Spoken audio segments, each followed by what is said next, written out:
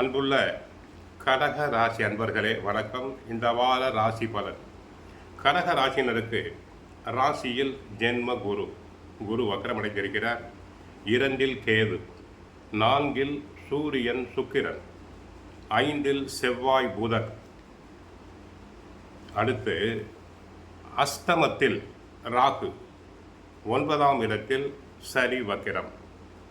ராசிக்கு 4 சுக்கிரன், 5 புதன் இருப்பதால் எதிர்பாராத தன வரவு ஏற்பட்டு உங்கள் தேவைகள் அனைத்தும் பூர்த்தியாகும்.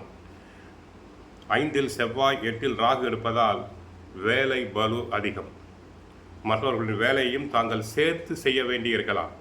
அதனால் உடலில் அசதி, சோர்வு வந்து விலகும், அலைச்சல் அதிகரிக்கும். கூடுமான வரை ஆடம்பர செலவுகளை குறைத்து கொள்ளுதல் வேண்டும்.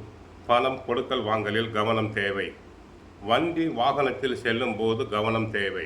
அஷ்டமத்தில் ராகு இருக்கிறார். வாகனம் ஓட்டும்போது கவனமாக இருங்கள். விருச்சிக ராசியில் உள்ள செவ்வாய் 4ஆம் பார்வையாக ராகுவை பார்ப்பதால் வாகனத்தில் செல்லும் போது மிக மிக கவனம் தேவை. உத்தியோகத்தில் உள்ளவர்களுக்கு நீங்கள் பணியில் சிறப்பாக செயல்பட்டாலும் உடன் இருப்பவர்கள் உங்கள் மீது வீண் பழி சொற்களை சொல்வர்.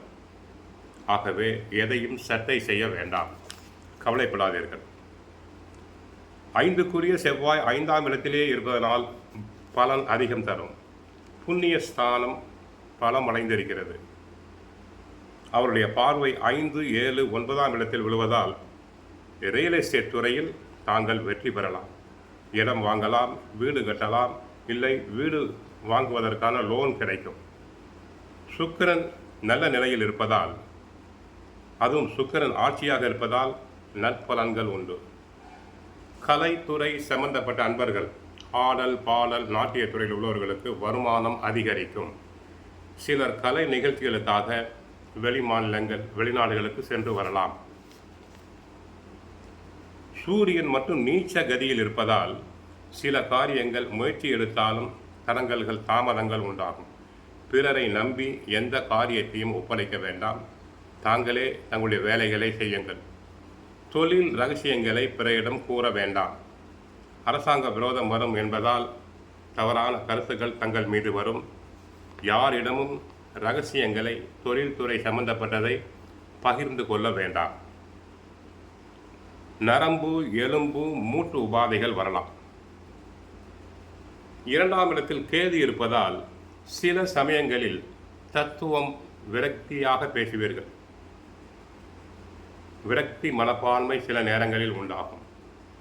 கோவிலுக்கு சென்றால் விநாயகரை வழிபடுங்கள், கேதுக்கான கடவுள். ராகுவுக்கு துர்கை வழிபடுங்கள். ஜென்ம குரு என்பதால் வனவாசம் போல தங்களுக்கு இருக்கும். பேச்சில் கவனம் தேவை. கணவன் மனைவி இடையே ஒற்றுமை தேவை. கோயிலுக்கு சென்றால் புவனேஸ்வரி அம்மன், பழனி அம்மனை வழிபடுங்கள். வாழ்க வளமுடன், மங்களம் உண்டாகட்டும்.